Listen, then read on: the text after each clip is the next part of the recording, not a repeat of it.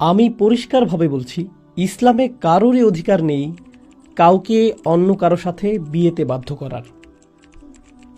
আর যদি একটি বিয়ে সংঘটিত হয় যাতে উভয় ব্যক্তি যারা বিবাহ বন্ধনে আবদ্ধ হচ্ছেন তারা যদি তাদের নিজের 100% স্বাধীন ইচ্ছায় বিয়ে না করেন, তাহলে সেই বিয়ে বাতিল হয়ে যাবে। আল্লাহর কাছে এটা বৈধ বিয়ে হিসেবে গণ্য হবে না। এটা আসলে একটা প্রধান মূলনীতি। বিয়ে হলো একটা চুক্তি। আমাদের ধর্মে এমন চুক্তি বৈধ এখন যাতে কেউ প্রবেশ করে তার নিজের স্বাধীন ইচ্ছায়। এখন বাবা মায়ের আনুগত্য করতে হবে, কিন্তু বাবা মায়েদের কোনো অধিকার নেই তাদের মেয়েকে এমন কাউকে বিয়ে করতে বাধ্য করার। বাবা মায়েদের এমন কোনো অধিকারও নেই তাদের মেয়েকে বিয়েতে বাধ্য করার জন্য এই ধরনের মানসিক চাপ প্রয়োগ করার, যেমন এটা আশীর্বাদ স্বরূপ এসেছে আর তুমি আল্লাহর কাছ থেকে আসা আশীর্বাদ ফিরিয়ে দিচ্ছ, এই আশীর্বাদ ফিরিয়ে দেওয়া তোমার জন্য হারাম। এই ধরনের সকল কথাই নিরর্থক। ইসলামের সাথে এর কোনো সম্পর্ক নেই। ইসলাম এসেছে মানবতার মুক্তির জন্য এবং ব্যক্তি সত্তাকে মুক্তি দেওয়ার জন্য, আর এটা সন্তানদেরকে দাস দাসীতে পরিণত করেনি। এরকম অবস্থা আমাদের কন্যা সন্তানদের জন্য অবমাননাকর এবং এটা বন্ধ করতে হবে। আমার জানা নেই এটা কোত্থেকে এসেছে, হয়তো এটা এসেছে অন্য কোনো ধর্ম থেকে, কিন্তু এটা ইসলাম নয়। ইসলামের এর সাথে কোনো সম্পর্ক নেই। উপরন্তু এটা ইসলামের উপর একটা আক্রমণ। নিঃসন্দেহে এটা ইসলামের উপর একটা আক্রমণ। বিয়েটি বাতিল বলে গণ্য হতে পারে, বিয়েটি অকার্যকর এবং অসার বলে গণ্য হতে পারে, কারণ এটা একজন নারীর স্বতঃস্ফূর্ত স্বাধীন মতামতের ভিত্তিতে সম্পন্ন হয়নি। এখন এক্ষেত্রে একজন ওয়ালির সম্পৃক্ততা প্রয়োজন, অর্থাৎ যখন একজন মেয়ে বিবাহ বন্ধনে আবদ্ধ হতে চায় তখন তার পরিবার, তার অভিভাবকের অনুমোদন প্রয়োজন। কিন্তু প্রকৃতপক্ষে এটা চূড়ান্তভাবে মেয়েটির ইচ্ছাধীন যে সে বিয়েতে ইচ্ছুক কিনা। সে বলবে হ্যাঁ, সে বলবে না, আর সেই না বলাটি প্রকৃতপক্ষেই তার কাছ থেকে আসতে হবে। শুধু তাই নয়, কি পরিমাণ মোহরানা তাকে দেয়া হবে এবং কখন এটা দেয়া হবে এই বোঝাপড়া হতে হবে বাবা এবং মেয়ের মধ্যে।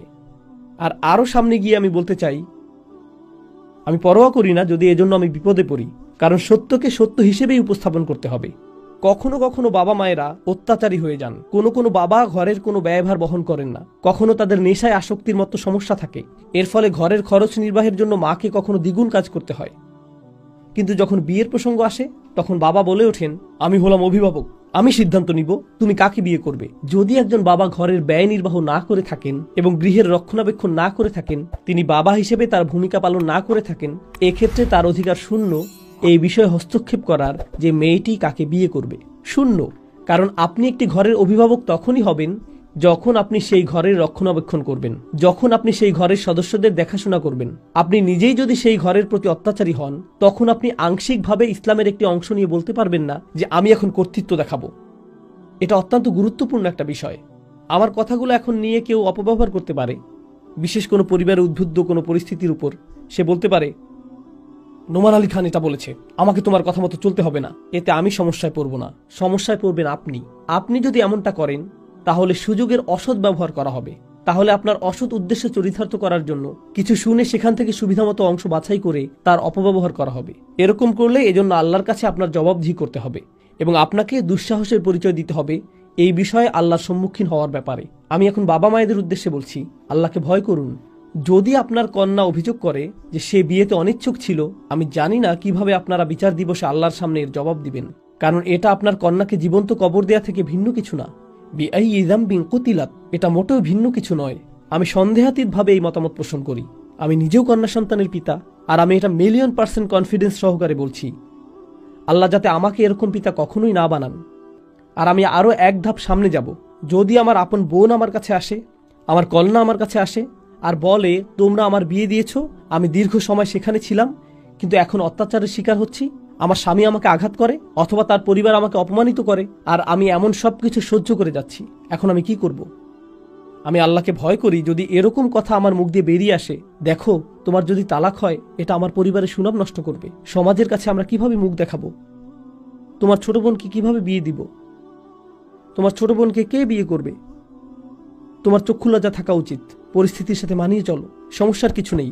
আমাদের সবারই এমন বিষয় মানিয়ে চলতে হয়, সমস্যার কিছু নেই। এটা জীবনেরই অংশ। এটা কোন জীবনের অংশ? মুশরিকের জীবন, কাফেরের জীবন। ইসলাম এসেছে রহমত হিসেবে।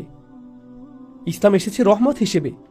পিতা হিসেবে আপনার লজ্জিত হওয়া উচিত যে আপনার কন্যা আপনার কাছে এসেছে অত্যাচারী স্বামীর হাত থেকে নিরাপত্তা পাওয়ার জন্য, আর আপনি বলছেন না, ফিরে যাও এবং আবারও অত্যাচারের শিকার হও, কারণ এটা আমার সুনাম নষ্ট করবে।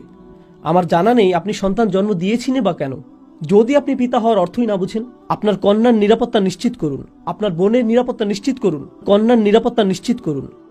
আর যদি বাবা কিংবা ভাই এই কাজ না করে, তাহলে চাচাদের এটা করা উচিত। দাদা দাদি এগিয়ে এসে সেই সকল মেয়েদের নিরাপত্তা নিশ্চিত করা উচিত, তাদের এটা করা উচিত। আমাদের ধর্ম হলো মুক্তিদানকারী ধর্ম, এটা কোনো কারাগার নয়। এটা কারো উপর অত্যাচার করতে আসেনি, বিশেষভাবে নারীদের উপর তো নয়। ইসলামের আবির্ভাব ছিল একটি বিপ্লব, যেখানে আল্লাহ নারীদেরকে এমন স্বাধীনতা দিয়েছিলেন যেমনটি এর আগে কখনোই দেখা যায়নি। আর আমাদের এই সময়ের দুঃখজনক বিষয় হলো, আমরা এক্ষেত্রে ইসলামকে, আল্লাহর বাণীকে মারাত্মকভাবে অপব্যবহার করি এবং রসুল সাল্লাল্লাহু আলাইহি সাল্লামের বাণীকে অপব্যবহার করি এবং বিয়ে, তালাক, মোহরানা নিয়ে ইসলামের এমন রূপ উপস্থিত করি যার সাথে প্রকৃত ইসলামের কোনো সম্পর্ক নেই। এটা আমার অদ্ভুত মনে হয়, এটা আমার রক্তে আগুন ধরিয়ে দেয়। পুরো আলোচনাটিতে আমি রাগান্বিত হইনি, কিন্তু এটা রাগান্বিত হওয়ার মতো বিষয়। আপনাকে ধন্যবাদ প্রশ্নটি করার জন্য, আসলেই ধন্যবাদ। কারণ যে কোনো মেয়েকেই বাধ্য করা হোক, আমি তাকে আমার নিজের মেয়ের চেয়ে অথবা বোনের চেয়ে ভিন্ন মনে করি না। কেন তাকে এই পরিস্থিতির শিকার হতে হবে? আমি এর জন্য জান প্রাণ দিয়ে সংগ্রাম করব, যাতে তাকে এই পরিস্থিতির শিকার না হতে হয়। পিতামাতার উদ্দেশ্যে আল্লাহ যত কিছু বলেছেন, পিতামাতাকে সম্মান জানাতে হবে, পিতামাতাকে মর্যাদা প্রদর্শন করতে হবে, হ্যাঁ, কিন্তু মা বাবাদের এটা মনে করা উচিত না যে তারা কোনো ধরনের দেবতায় পরিণত হয়ে গেছেন যার উপাসনা করতে হবে। আল্লাহ আপনাকে এই সন্তানের জন্য দায়িত্বশীল বানিয়েছেন, তিনি আপনাকে এই সন্তানের মালিক বানাননি। আমি জানি না কোন ধর্ম এটা, কিন্তু এটা ইসলাম নয়। দুঃখিত, আমি কিছুটা রেগে গিয়েছি, কিন্তু এই বিষয়টা রেগে যাওয়ার মতো। আপনার প্রশ্নের জন্য ধন্যবাদ।